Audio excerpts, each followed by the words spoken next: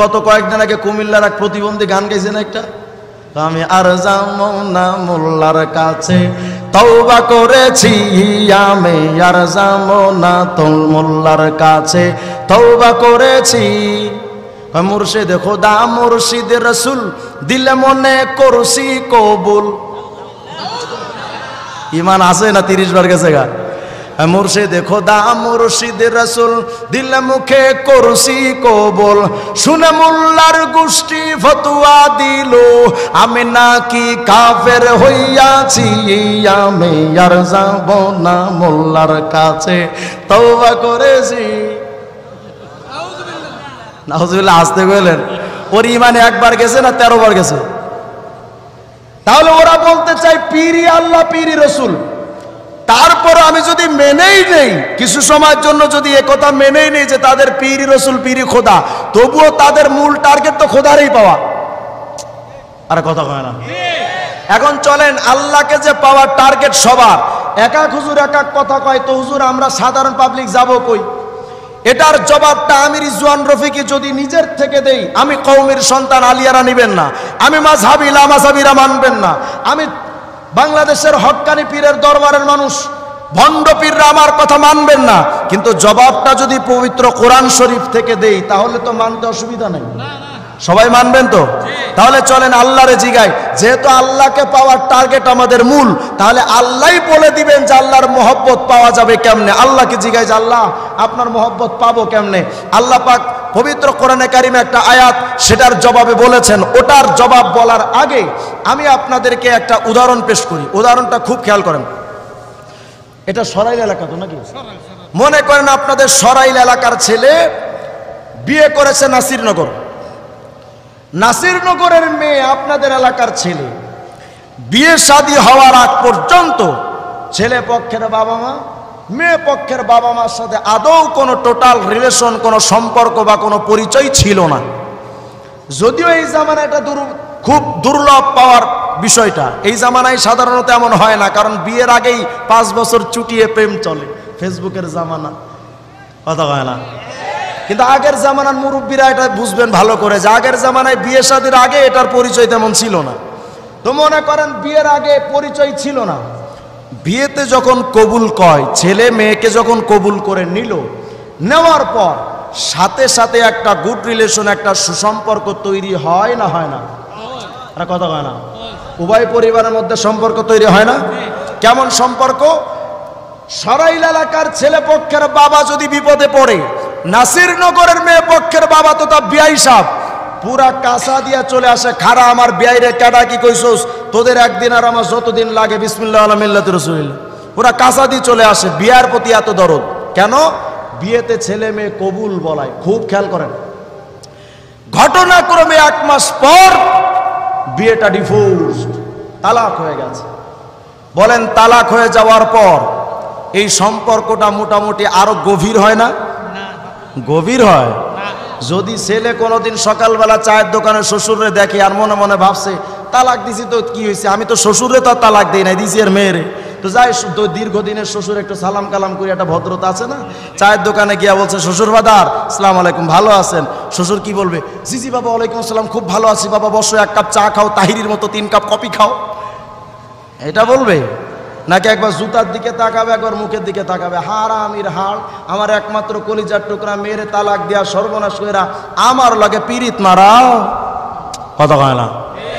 তাহলে বলেন, উভয় পরিবারের মধ্যে সম্পর্ক তৈরি হয়েছিল বিয়েতে কি বলার কারণে, আর উভয় পরিবারের মধ্যে সম্পর্ক ধ্বংস হলো কি বলার কারণে? তালাক বলার কারণে। এ কথাটা যদি বুঝে থাকেন তাহলে এবার আল্লাহ পাকের একটা আয়াত শুনেন। আল্লাহ পাক বলছেন, কুল ইন কুনতুম তুহিব্বুনাল্লাহা ফাত্তাবিউনি ইউহিব্বুকুমুল্লাহ।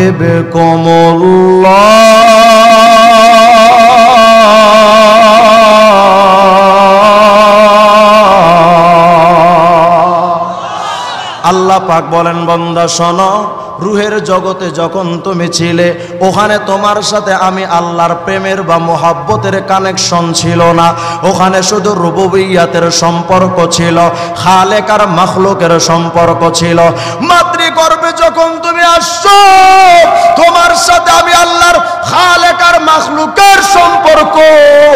দুনিয়া যখন তুমি আসছো, প্রাপ্তবয়স্ক হওয়ার আগ পর্যন্ত খালেক মাখলুক আর রুবুবিয়্যাতের সম্পর্ক, ভালোবাসার মহব্বতের সম্পর্ক তৈরি হবে যখন তুমি প্রাপ্তবয়স্ক হবে।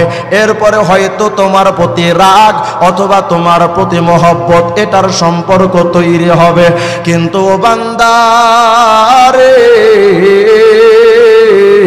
আমি আল্লাহর সাথে তো তোমার পরিচয় দুনিয়াতে কোনো পার্কে হলো না, তোমার সাথে আমার পরিচয় তো স্বপ্নেও হলো না, তোমার সাথে আমি আল্লাহ তো দেখাও দিলাম না। সম্পর্কটা কেমনে হবে বান্দা? শোনো, আমার একজন দুনিয়ার মধ্যে আমি আমার একটা মহব্বতের বান্দা প্রেরণ করেছি। ওই মানুষটার নাম হলো মুহাম্মদ ইবনে আব্দুল্লাহ, মুহাম্মদ রাসূলুল্লাহ।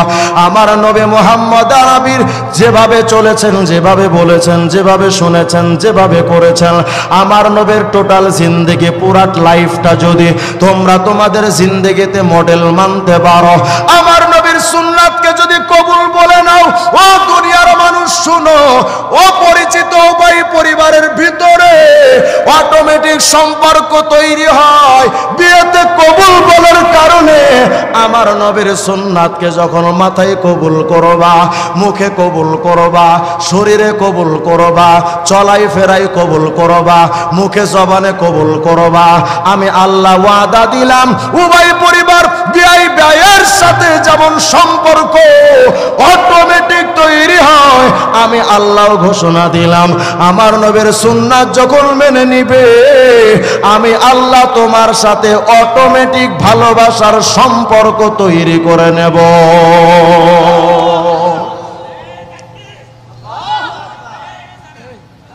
আর যদি বান্দা খেয়াল করেন, এদিকে মাশাআল্লাহ, নারায়ে তাকবীর, মাশাআল্লাহ, খেয়াল করেন, একটু পরেই হুজুরের আলোচনা শুরু হবে ইনশাআল্লাহ। আমি শেষ করে দিচ্ছি, একটু খেয়াল করেন। তাহলে বলেন মোমেন,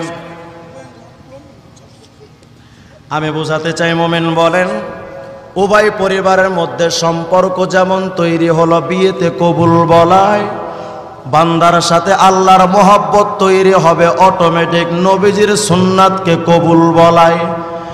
আর যদি বান্দা উভয় পরিবারের মধ্যে সম্পর্ক, বিয়ের সম্পর্ক যদি নষ্ট হয়ে যায় তালাকের মাধ্যমে, আমি আল্লাহ তোমাদেরকে কথা বলে দিলাম, শোনো, আমার নবীর সুন্নাতকে তালাক দিয়া যতই তোমরা হ্যাক্কু হুক্কু ক্যাক্কু কুক্কু জিকিরে দাও, তোমরা শয়তান পাবা কিন্তু আল্লাহরে পাওয়া সম্ভব না। আমি কার লাগি সাজাইলাম কুঞ্জ যতন করাই আছে না নাই? এ আজীবন এই ক্যাক্কু কুক্কু জিকির কইরা আল্লাহরে পাওয়া যায়? আর কতক্ষণ যায়? আল্লাহকে পাওয়ার জন্য সুন্নাত মানা লাগবে। নবীজের ঘোষণাটা কার? বলেন না কার? তাহলে আমি যে কথা বুঝাতে চাইলাম, বাংলাদেশে অনেক প্রকার মানুষ আছে যারা সবাই চায় আল্লাহকে মহব্বত করতে, কিন্তু আল্লাহর মহব্বত করার রাস্তা কয়টা? কয়টা? কি সেটা? কি সেটা? সুন্নাত। বলেন না কি সেটা? সুন্নাত। এখন আমরা আল্লাহকে মহব্বত করার একটা কোষ্টি পাথর, পরশ পাথর পেয়ে গেলাম, সেটা হলো নবীজির সুন্নাত। আমি বাংলাদেশে গবেষণা করে মোটামুটি 3 প্রকার বক্তা পেয়েছি। এই স্টেজে যারা বয়ান করেন 3 প্রকার বক্তা। এক প্রকার বক্তা হলো যারা আহলে হাদিস বা লামাযহাবী অথবা সালাফি। দ্বিতীয় প্রকার বক্তা হলো যারা সরাসরি সুন্নি, বিভিন্ন মাযহাব টাজারের সুন্নি আছে। 3 নাম্বার হলো কওমি মাদ্রাসা বা দেওবন্দি সিলসিলার আলেম ওলামা। এই 3 প্রকার বক্তা মূলত বাংলাদেশের এই ওয়াজের চেয়ারগুলোই বয়ান করে থাকে। এক একজন এক এক রকম বক্তব্য দেয়, এক একজন এক এক রকম কথা কয়। কিন্তু আপনি তো একজন বিবেকবান, আপনার বোঝা উচিত আল্লাহকে মহব্বত আমি করতে চাই, আল্লাহর মহব্বত যেই হুজুরের কাছে পাওয়ার আলোচনা পাবো আমরা তাকেই মানব। যার মধ্যে আল্লাহর মহব্বত পাওয়ার সুন্নাতের আলোচনা পাবো না, আমরা তাকে মানবো না। আরে বলেন মানবো না? তাহলে সুন্নাতের কোষ্টি পাথর লন, চলেন আমরা যাই এক এক হুজুরের কাছে। প্রথম গিয়া আমরা তাহিরি আঙ্কেলের কাছে যাই, অথবা তাদের কোয়ালিটির যারা আছে তাদের কাছে গিয়া বলি, যারা মাজারে সেজদা দেয়, পীরের পায়ে সেজদা দেয়, আরো যে সমস্ত সিন্নি টিন্নি খোর আছে। আচ্ছা বলেন, নবীজির উপরে মিলাদ পয়রা সাহাবায়ে কেরাম মাঝে মধ্যে জিলাপি খাইছেন না? কথা কয় না, খাইছেন না? তাহলে ওরা যে খায় এটা কোন সুন্নাত?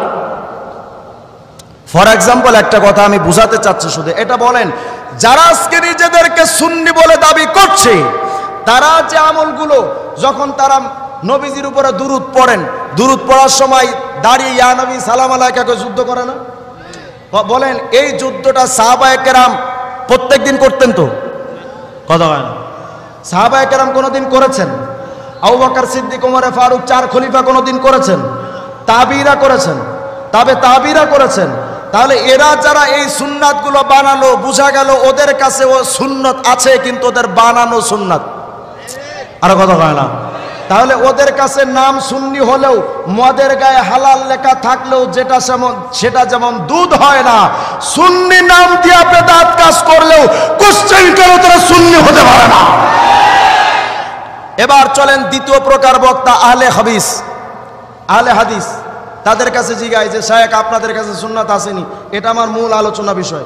আমি এটা বলে শেষ করে দেবো ইনশাল্লাহ, যেহেতু আমার বড় ভাই আরিফ ভাই আসছেন, ওনাকে বসায় কথা বলা এটা বেয়াদবি, ক্ষমা করে দিয়েন। একটু সময় নিচ্ছি, যেহেতু এই বিষয়টা এখানে বলা দরকার আমি মনে করছি। আহলে হাদিসের কাছে যান, গিয়ে বলেন যে শেখ আমাদের একটা প্রশ্ন আছে। কি বলেন? আপনারা যে আলোচনা করেন তো ভালো কথা, আপনারা আমাদেরকে দ্বীনের রাস্তা পরিচালিত করতে চান, তো দ্বীনের রাস্তা পরিচালিত করার ইচ্ছা তো হলো মূলত আল্লাহকে পাওয়া। তো শেখ আপনার কাছে আমার একটা প্রশ্ন, আল্লাহকে পাওয়ার মাধ্যম কোনটা? তো তখন কোরআনের আয়াত যদি সামনে থাকে তো বলবে নিশ্চয়ই সুন্নাত। তো শায়েখ আপনাদের কাছে সুন্নাত আছে? তো বলে কেন সুন্নত নাই, আমাদের মাথা থেকে পা পর্যন্ত পুরোটাই সুন্নত। তো শায়েখ আপনারা যদি আসলেই সুন্নাত ওয়ালা হন, তা আপনাদের নাম হওয়ার দরকার ছিল আহলে সুন্নাহ, আপনারা আহলে হাদিস কেন? বলবেন হুজুর হাদিস সুন্নাত তো একই। তো হাদিস সুন্নাত যদি এক হয়, নবীজির কথা হাদিস, নবীজির কাজ হাদিস, নবীজির মৌনসম্মতি হাদিস, তো নবীজি 11টা বিয়ে করেছেন ওটাও তো হাদিস। আব্দুর রাজ্জাক বিন ইউসুফ 11টা বিয়ে করাই দেন? কথা হয় না।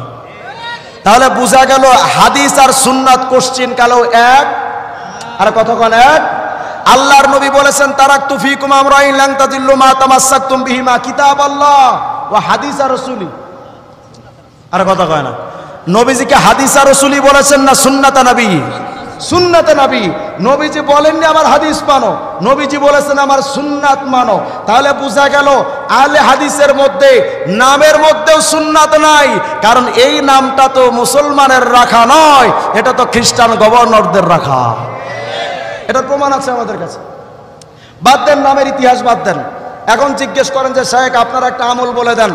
তাদের আমল তো মাত্র কয়েকটা, 2-4টা লেখাপড়া করে তার বক্তব্য, হয়তো তারাবির নামাজ, অথবা নামাজের পরে দোয়া, অথবা মুসাফা, এই কয়েকটা আলোচনা ছাড়া দেখবেন কবর মিজান হাসরের আলোচনা ওদের আলোচনায় তেমন পাওয়া যায় না। তো ঠিক আছে, ধরেন তারাবির নামাজের ক্ষেত্রে ওদের কাছে যান, শায়েখ আপনার কাছে আমার প্রশ্ন, তারাবি কয় রাকাত সুন্নাত? বলে 8 রাকাত সুন্নাত। শায়েখ আমাকে দয়া করে একটা দলিল দেন, একটা হাদিস দেন, প্রয়োজন একটা জাল হাদিসও দেন, যে নবীজি রাত্রে নামাজ 8 রাকাত পড়েছেন, তারাবির নামাজ, একটা দলিল দেন, কালেমা পড়ে মুসলমান হব। একটা দলিল দেন। 10 লক্ষ হাদিস ঘাটেন, কোরআন শরীফ খুলেন, কোন জায়গায় আই ক্যান চ্যালেঞ্জ, যদি একটা প্রমাণ দেখাতে পারেন যে নবীজি তারাবির নামাজ 8 রাকাত কখনো পড়েছেন, আমি রিজওয়ান রফিকি এতগুলো মিডিয়ার সামনে চ্যালেঞ্জ করলাম, আমি কালেমা পড়ে মুসলমান হব। কোথাও নেই। তবে হ্যাঁ, বুখারী শরীফের মধ্যে আম্মা জান আয়েশা সিদ্দিকা থেকে একটা হাদিস আছে, যেখানে বলা হচ্ছে রাসূল আরবি আলাইহিস সালাম রমজান এবং রমজানের বাহিরে, খুব খেয়াল করেন, রমজান এবং রমজানের বাহিরে নবীজি 11 রাকাত নামাজ পড়েছেন। তো শায়েকরা বলে দেখছেন এই যে 11 রাকাত, তার মানে 3 রাকাত বেতের আর 8 রাকাত তারাবি। তখন শায়েকের ধরে কাপড় ধরে বলেন শায়েক খারান, তারাবির নামাজ কয় রাকাত? কয় এই যে 3 রাকাত। তা আপনারা তো 1 রাকাতও পড়েন। কথা হয় না। আহলে হাদিসরা তারাবি কি 3 রাকাত পড়ে? 1 রাকাতও পড়ে, 3 রাকাতও পড়ে, 5 রাকাতও পড়ে, 7 রাকাতও পড়ে, 9 রাকাতও পড়ে, 11 রাকাতও পড়ে। তো যদি আমরা ধরে নেই 11 রাকাতের হাদিস, 8 রাকাত তারাবি আর 3 রাকাত বেতের, তাহলে এটা যদি তারাবির নামাজ 8 প্রমাণ করতে হয়, তাহলে বেতের নামাজ 3 রাকাত প্রমাণ করতে হবে। আমার কথাটা মনে হয় বুঝেন না আপনারা। হাদিসের মধ্যে বলা হচ্ছে 11 রাকাত, 8 রাকাত তারাবি, 3 রাকাত বেতের, এটা শায়েকরা বলতে চান। এই শায়েকরা আবার বলেন বেতের নামাজ 1 রাকাত। তাহলে তাদের কাছে প্রশ্ন করেন, এই 11 রাকাতের হাদিস দিয়া তারাবির নামাজ যদি 8 রাকাত প্রমাণ হয়, তাহলে এই হাদিস দিয়ে বেতের নামাজ 3 রাকাত এটাও প্রমাণ হয়। যদি বলেন যে না এখানে তারাবির বেতের নামাজ 1 রাকাত এটা দিয়ে প্রমাণ হয় না, তাহলে আমিও বলবো এই হাদিস দিয়া তারাবির নামাজও 8 রাকাত প্রমাণ হয় না। এটাও বাদ দেন। এবার শায়েখরে জিগান যে আচ্ছা শায়েখ, মেনে নিলাম যে নবীজি আলাইহিস সালাম 8 রাকাত তারাবির নামাজ পড়েছিলেন, তো যদি এই হাদিস দিয়ে 8 রাকাত তারাবির নামাজ প্রমাণ হয়, আয়েশা সিদ্দিকা বলেছেন নবীজি রমজানেও পড়ছেন, রমজানের বাহিরের 11 মাসেও পড়েছেন, সারা বছর পড়েছেন, তো আপনারা শুধু তারাবির নামাজ রমজান মাসে পড়েন, অন্য মাসগুলোয় পড়েন না কেন? তখন কি ঠাড়া পড়ে কেউ বলে? তখন কি হয় তোমাদের? এই হাদিস তো সারা বছরের হাদিস, তোমরা 1 মাস মানো আর 1 মাস মানো না কেন? অন্য মাসগুলো কেন মানো না? 3 নাম্বার কথা, মেনে নিলাম যেটা তারাবির হাদিস। এখন আমার প্রশ্ন হলো, সাহাবায়ে কেরাম কয় রাকাত পড়েছেন? তো তখন বলবে যে সাহাবায়ে কেরাম 8 রাকাত তারাবি পড়েননি, তারা 20 রাকাতই পড়েছেন।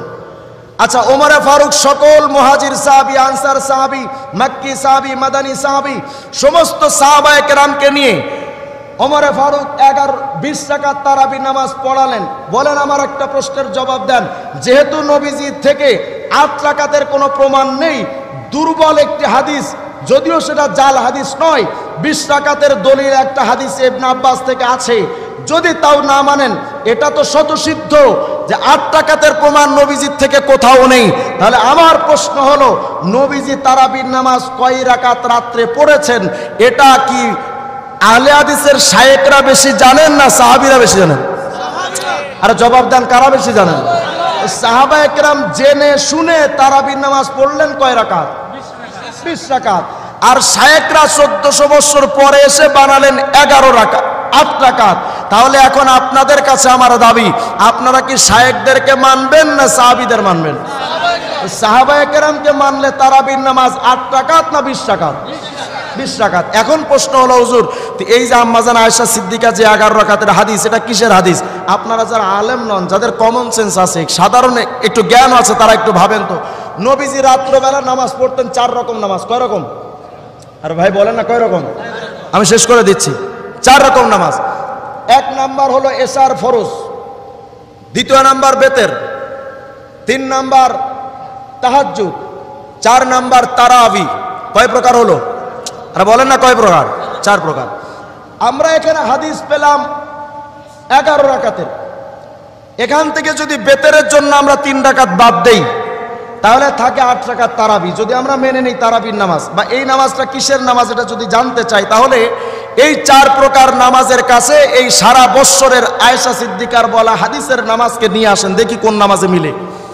8 রাকাত তোমাদের হাতে আছে। আয়েশা সিদ্দিকার হাদিস থেকে শায়েখদের দাবি অনুযায়ী আমরা পেয়েছি কয় রাকাত? 8 রাকাত। শুধু 1 মাস না সারা বছর? সারা বছর। তাহলে এই নামাজ নিয়ে চলেন আমরা এই 4 প্রকার নামাজের কাছে যাই। প্রথম গিয়ে আমরা জিজ্ঞেস করলাম এশার ফরজ তুমি কয় রাকাত?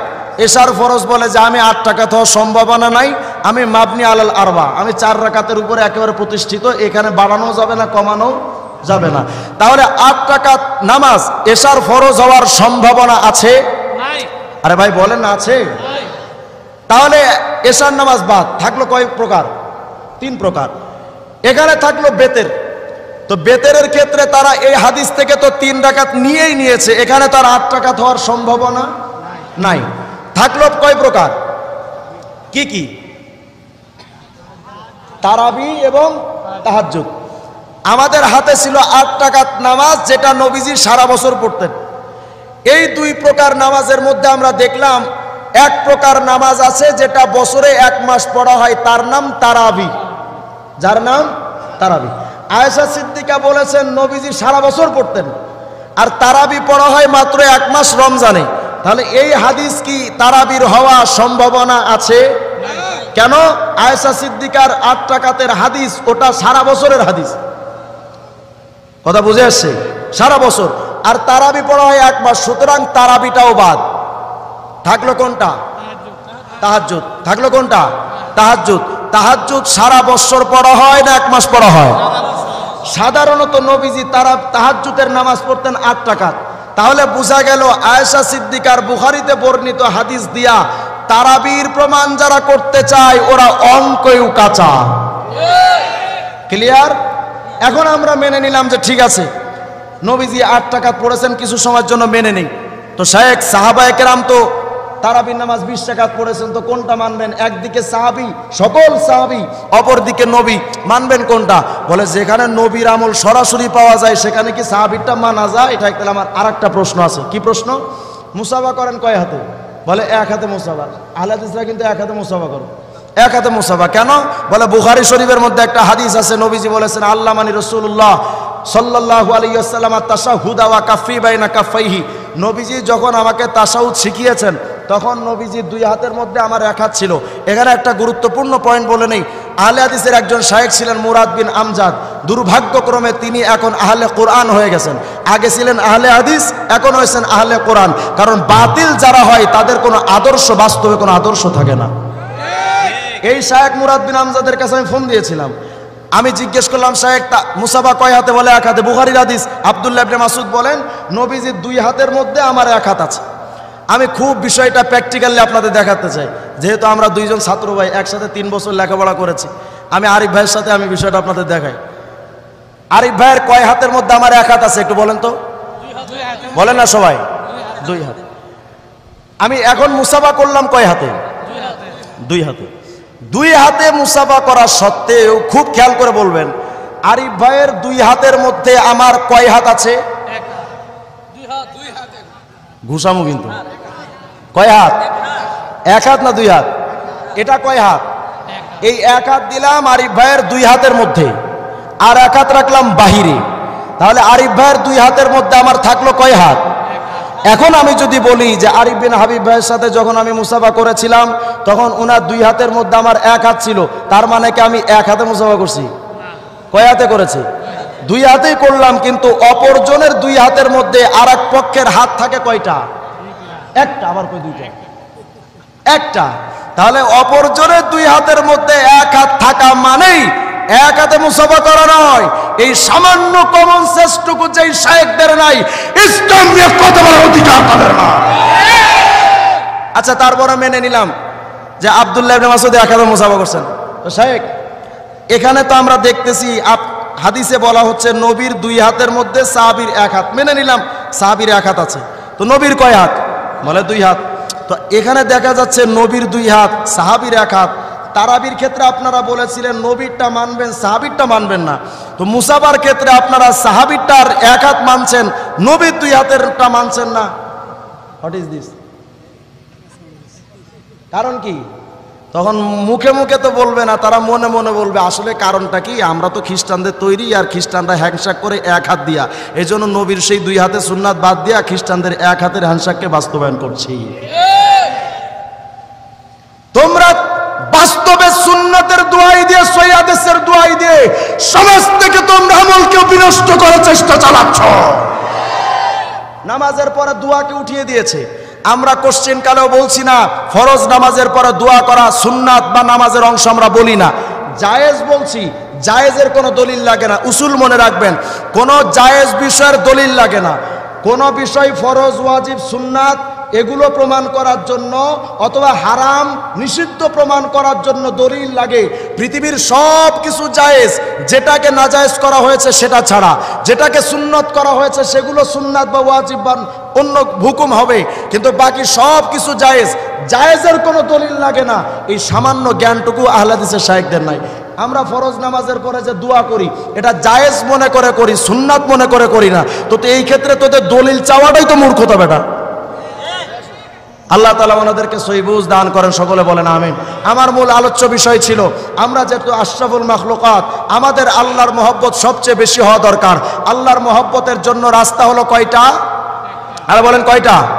কি সেটা? সুন্নাত। এই সুন্নাত আছে যেখানে আমরাও থাকবো সেখানে। তাহলে সুন্নিদের কাছে সুন্নাত পাইলাম না, আহলে হাদিসের কাছে সুন্নাত পাইলাম না, তাহলে এখন চলেন কওমি হুজুরদের কাছে যাই।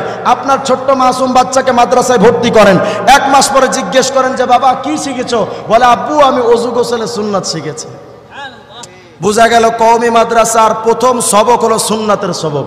দাওয়াতে তাবলিগে যখন যাবেন, মসজিদে ঢোকার আগে আমির সাহেব গোল করে দাঁড়াবেন, দাঁড়াও, মসজিদে ঢোকার সুন্নত শেখো। মসজিদে ঢোকার পরে গোল করে বসাবেন, বসো, খাবারের সুন্নত শেখো, বসার সুন্নত শেখো, শুয়ার সুন্নত শেখো। বোঝা গেল দেওবন্দের সিলসিলায় সমস্ত মাদ্রাসায় দাওয়াতে তাবলিগ হক্কানি পীর মাশায়েখদের দরবারে সুন্নতের সবক হয়।